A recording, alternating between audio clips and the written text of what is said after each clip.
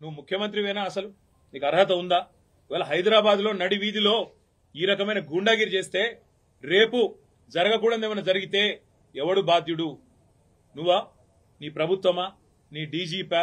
ఎవరు తీసుకుంటారని నేను అడుగుతా ఉన్నా. ఇంత దుర్మార్గమా?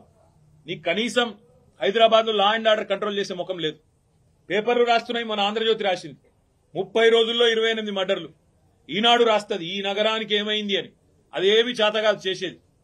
హోంమంత్రి ఉన్నాడో లేడో ఎవరికి తెలియదు. ముఖ్యమంత్రి ఎక్కడున్నాడో ఎవరికి తెలియదు. ఢిల్లీకి ఎక్కే విమానం దిగే విమానం అన్నట్టు 22 సార్లు ఎక్కడు దిగుడు తప్ప పీకిందేమీ లేదు. కనీసం హైదరాబాద్ లో శాంతి భద్రతలను కంట్రోల్ చేయలేని దౌర్భాగ్యపు ముఖ్యమంత్రి ఇవాళ ఒక ఎమ్మెల్యే ఇంటి మీదికి మాత్రం గూండాలను పోలీసులు ఎస్కాటించి పంపిన ఒక దౌర్భాగ్యపు చరిత్రహీన ముఖ్యమంత్రిగా రేవంత్ రెడ్డి మిగిలిపోతాడు. నేను అడుగుతా ఉన్నా మా కౌశిక్ రెడ్డి అడిగిన ప్రశ్ననే. ఏ పార్టీలో ఉన్నావు గాంధీ? అసలు మీ 10 మంది ఎమ్మెల్యేలు ఎవడైతే పార్టీ మారినరో, ఎవరి ఇంటింటికైతే పోయి ముఖ్యమంత్రి అనేటోడు కండువా కప్పిండో, ఫస్ట్ మీరు ఏ పార్టీలో ఉన్నారో చెప్పండి. మీకు ఇప్పటికే స్పీకర్ దగ్గర పిటిషన్లు ఉన్నాయి 10. స్పీకర్ గారు కూడా తేల్చాలా. ఇవన్నీ కాదు, ఇవేమీ లేదు, మేము రైతు రుణమాఫీ మీద అడిగితే, లేదా వరద బాధితుల తరఫున ప్రశ్నిస్తే, లేదా రైతు బంధు ఎప్పుడేస్తావని అడిగితే, మహిళా సోదరిమణులకు 2500 ఎప్పుడు ఇస్తావని అడిగితే, లేదా పెన్షన్లు ఎప్పుడు పెంచుతావని అడిగితే, 100 రోజుల్లో గ్యారంటీలు అమలు చేస్తా అన్న సన్నాసి ఎక్కడ తెచ్చిండు ముఖ్యమంత్రి అని అడిగితే తట్టుకోలేక హెడ్లైన్ మేనేజ్మెంట్ కోసం, అటెన్షన్ డైవర్షన్ కోసం ఒక దిక్కు హైడ్రా అని హైడ్రామా, ఇంకో దిక్కు ఈ రకంగా ఎమ్మెల్యేల ఇంటి మీదకే గూండాలను పంపడం అంటే దీనికంటే సిగ్గుచేటు ఇంకొకటి ఉండదు.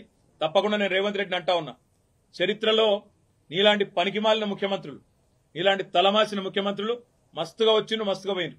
పెద్ద పెద్దోళ్లతోనూ కొట్లాడినాం, చంద్రబాబుతో కొట్లాడినాం, రాజశేఖర రెడ్డితో కొట్లాడినాం, కిరణ్ కుమార్ రెడ్డితోని, రోషయ్య గారితో ఎంతో మందితో తలపడ్డాం. నువ్వు వాళ్ళందరికంటే కూడా చాలా చిన్నోడు, చిటినాయుడు. నువ్వు ఏదో పైశాచికానందం 4 రోజులు ముఖ్యమంత్రి పదవిలో కూర్చున్నా, నేనేందో పెద్దోడిని అయిపోయినా అనేదో ఎగిరెగిరి పడతా ఉన్నావు. రేవంత్ రెడ్డి గారు అధికారం ఎవరికి శాశ్వతం కాదు. నువ్వు ఒక దుష్ట సాంప్రదాయానికి తెరలేపుతా ఉన్నావు. ఇది తప్పకుండా నిన్ను దహిస్తుంది, నిన్ను వెంటాడుతుంది. రేపు నువ్వు పదవిలోకి దిగిపోయినాక తప్పకుండా నువ్వు ఈ రోజు ఏదైతే దుష్ట సాంప్రదాయాలు నెలకొల్పుతున్నావో ఇవన్నీ నీకే చుట్టుకుంటాయనే మాట కూడా నేను వారిని హెచ్చరిస్తా ఉన్నా. తప్పకుండా ఈ 10 మంది మీద వేటు వేయాల్సిందే. కౌశిక్ రెడ్డి గారి ఇంటి దాకా గూండాలను తీసుకొచ్చిన పోలీసులు ఎవరైతున్నారో వాళ్ళని కూడా వదిలిపెట్టాం.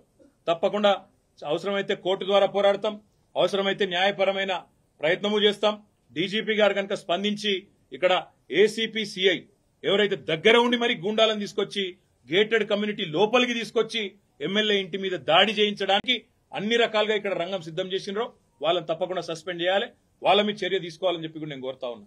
ఒకటి మాత్రం పక్కా, నువ్వెన్ని డైవర్షన్ గేమ్లు ఆడినా, నువ్వెన్ని రకాల హెడ్లైన్ మేనేజ్మెంట్లు చేసినా, నువ్వెన్ని రకాల ప్రయత్నాలు చేసినా నిన్ను మాత్రం బీఆర్ఎస్ పార్టీ వదిలిపెట్టది.